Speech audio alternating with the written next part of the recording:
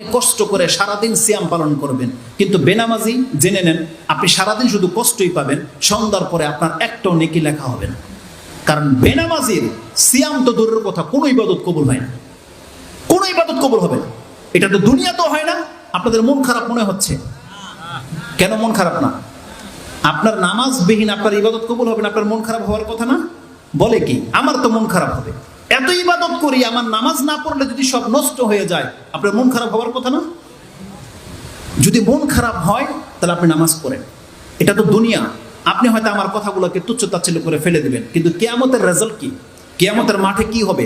আমি যে আপনাকে বললাম নামাজ না পড়লে তার ইবাদত যে কবুল হয় না, আরে আমি যদি দলিল না দিয়ে যাই আপনি আমাকে থেকে যেতে দিয়েন না, কারণ অনেক বড় কথা বলেছি, কিন্তু এটা অনেক দামি কথা, অনেক পাওয়ারফুল কথা। তার মানে কি? আমি চ্যালেঞ্জ করে বলতেছি এখানে লা ইলাহা ইল্লাল্লাহ আপনাকে বাঁচাতে পারবে না যদি আপনি বেনামাজি হন। আপনার যদি নামাজ না থাকে আজকে ৫ ওয়াক্ত, আপনি আজকে সারাদিন কি ভালো কাজ করেছেন, আল্লাহর কাছে তার সামান্যতম কোনো মূল্য নাই, সামান্য কোনো মূল্য নেই।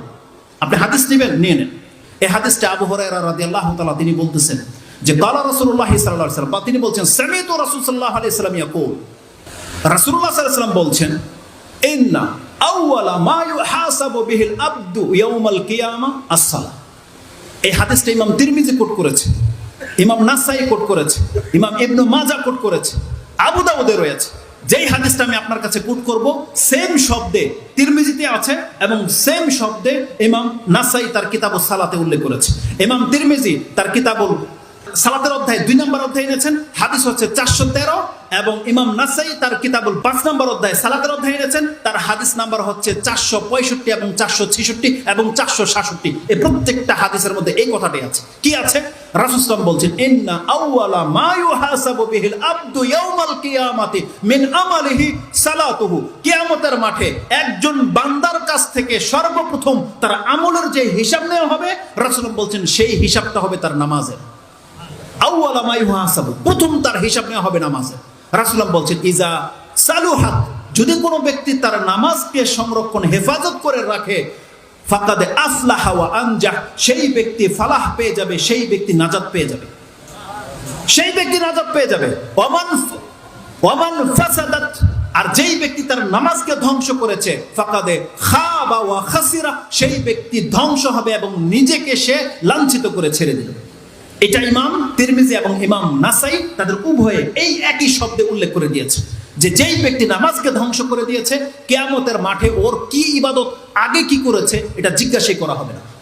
এটা যেমন পরকালের ব্যাপার, দুনিয়া তো আপনি যদি কোরআনের আয়াত এবং হাদিসকে লক্ষ্য করেন আপনি দেখতে পাবেন আল্লাহ সুবহানাহু ওয়া তাআলা সর্বপ্রথম ঈমানের কথা বলেছে, তারপরেই আল্লাহ সুবহানাহু ওয়া তাআলা সালাতের কথা বলেছে।